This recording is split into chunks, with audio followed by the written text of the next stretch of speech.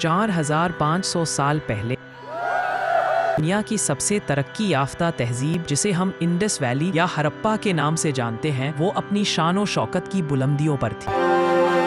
उनकी शहरसाजी ऐसी थी जिसे देखकर आज के इंजीनियर्स भी दांतों तले उंगली दबा लेते हैं। मगर इस शानदार तहजीब में एक ऐसी जगह है जो आज तक हिस्ट्री का सबसे बड़ा राज बनी हुई है। आज हम बात करेंगे मोहनजोदारो के द ग्रेट बाथ की। क्या ये सिर्फ कोई आम तालाब था, या इसके पीछे वो गहरा राज छुपा है जो हड़प्पा की असल रूह को बयान करता है? हमारी कहानी शुरू होती है मोहनजोदारो से। ये शहर, जो उस वक्त आबादी के लिहाज से अपनी मिसाल आप था, वहाँ एक सिटाडेल एरिया था, यानी शहर का सबसे आला और मरकजी हिस्सा। इसी सिटाडेल में एक 12 मीटर लंबा, 7 मीटर चौड़ा और 2.4 मीटर गहरा ढांचा मिला, और इसे आर्कियोलॉजिस्ट ने नाम दिया द ग्रेट बाथ।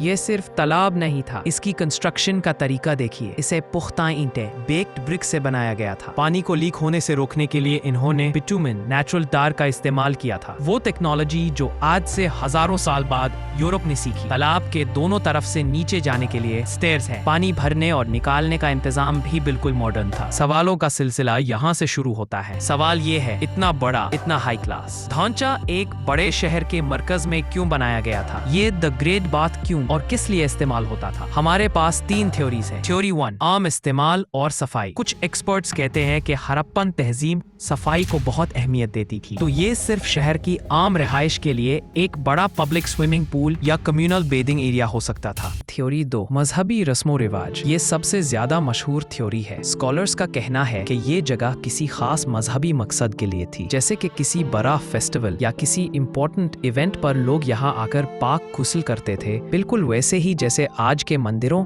या मजहबी धर्मों में होता है। इस थ्योरी को ताकत मिलती है उन स्मॉल रूम्स से जो इस तालाब के इर्द गिर्द है। ये कमरे चेंजिंग रूम्स या पाक होने की तैयारी की जगह हो सकते हैं। इसका मतलब है ये जगह सियासत से ज्यादा अकीदत का मरकज थी। थ्योरी 3, समाजी मराकज। एक तीसरी ओपिनियन ये है कि ये जगह सिटाडेल में होने की वजह से शहर के सोशल एंड पॉलिटिकल गैदरिंग्स का मरकज थी, जहाँ लोगों का मिलना जुलना होता था, और ये उनकी शान की निशानी थी। लेकिन अगर ये रिलीजियस थी तो इसका सबूत क्या है? यही थे ग्रेट बाथ का असल राज है। हड़प्पा तहजीब की सबसे बड़ी मुश्किल ये है कि उनकी लिखाई को आज तक हम पढ़ नहीं पाए हैं। उनकी सील्स और क्ले टैबलेट्स पर लिखे हुए अल्फाज आज भी खामोश हैं। अगर हम उनकी लिखाई पढ़ पाते तो हमें मालूम हो जाता कि किसकी पूजा की जाती थी, उस वसूल का मकसद क्या था, और वो कौन से फेस्टिवल थे जिन पर ये तालाब इस्तेमाल होता था। द ग्रेट बाथ सिर्फ ईंटों का स्ट्रक्चर नहीं है, ये हड़प्पन लोगों की हाई स्टैंडर्ड्स ऑफ लिविंग और उनकी समाजी तंजीम का सबूत है। बिना किसी बड़े बादशाह या किसी ऐसी मॉन्यूमेंट के जैसे कि मिस्र के पिरामिड्स, हड़प्पा ने ये साबित किया कि वो इंजीनियर्स और प्लानर्स की एक आला तहजीब थी। द ग्रेट बाथ उनकी उस इंजीनियरिंग जीनियस का एक बोलता सबूत है। आज द ग्रेट बाथ खामोश है, लेकिन इसकी हर ईंट हमें ये बताती है कि 4500 साल पहले भी इंसान ने ऐसी तरक्की कर ली थी जिसकी मिसाल मिलना मुश्किल है। जब तक हम वो लिखाई पढ़ नहीं लेते, द ग्रेट बाथ हमेशा एक राज भरी शाम ही रहेगा। आपका क्या ख्याल है दोस्तों? क्या ये सिर्फ तालाब था या मजहबी मरकज? अपनी राय नीचे कमेंट्स में जरूर दें। सब्सक्राइब करें।